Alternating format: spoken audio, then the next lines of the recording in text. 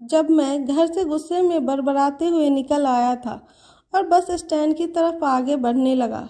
मैं मन ही मन बड़बड़ा रहा था, पता नहीं कितने पैसे छुपा के रखे हैं, लेकिन मेरे लिए एक बाइक नहीं ले सकते। अब मैं यहाँ से चला जाऊँगा और तब तक वापस नहीं आऊँगा जब तक मैं खुद के पैसों से बाइक नहीं खरीद लेता। इतना सोच ही रहा था, तभी मेरे पैर में मुझे कुछ चुभने का एहसास हुआ। नीचे देखा तो समझ आया कि जल्दबाजी में मैंने पापा के जूते पहन लिया हूँ। उन जूतों में कील उभरी हुई थी जो मेरे पैर में बार बार घाव किए जा रही थी, लेकिन उस समय गुस्सा अधिक था तो मैं बड़बड़ाते हुए आगे बढ़ गया। एकाएक मुझे याद आया कि मैं पापा का पर्स भी साथ ले आया हूँ।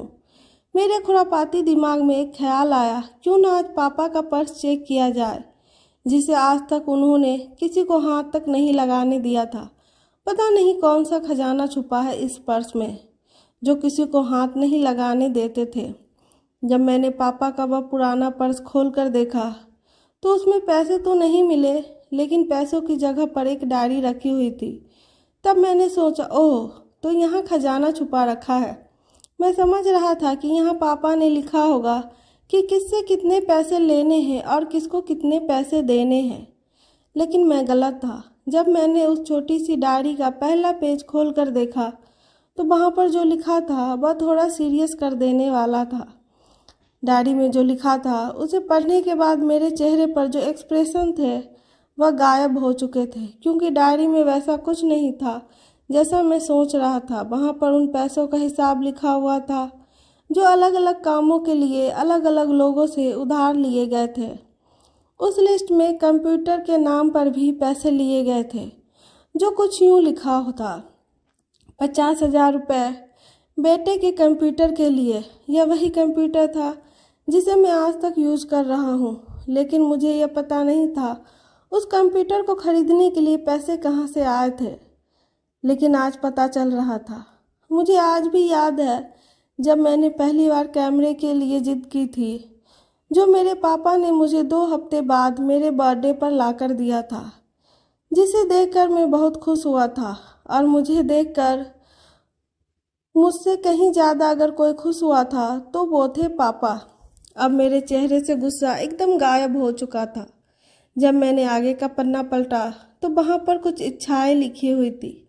पहली जो इच्छा थी उसमें जो लिखा हुआ था, अच्छे जूते पहनना।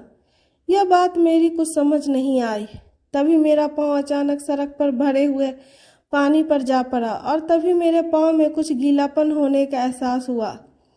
जब मैंने जूता उतार कर देखा तो उसका तला टूटा हुआ था। यह देखकर मुझे डायरी में लिखी हुई बात याद आई।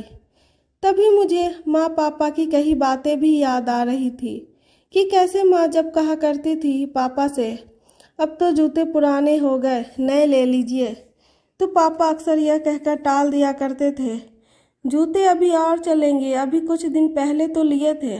मुझे आज समझ आ रहा था कि कितने दिन और चलेंगे। साथ ही साथ यह भी समझ आ रहा था कि पापा पर्स को क्यों छुपा कर रखते थे।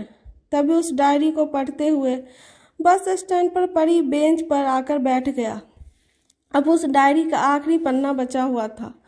उस पन्ने को जब मैंने पलट कर देखा तो वहाँ कल की डेट लिखी हुई थी।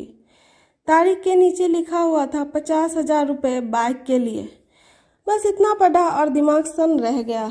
अब मेरे मन में कोई शिकवा गिला नहीं बचा था, बस मेरी आंखों से आंसू चले जा रहे थे। मुझे आज तक नहीं पता चला मैं क्यों इतना रोए जा रहा था तब। अब मैं जल्दी से घर की तरफ भागा, लेकिन जूतों की वजह से कील पाँव में अब तक घाव बनाने में कामयाब हो चुकी थी। मैंने जूतों को रास्ते में ही निकाल कर फेंक दिया और भागते लड़खड़ाते हुए घर जा पहुंचा। लेकिन पापा घर पर नहीं थे। मैं समझ गया वह कहाँ गए थे।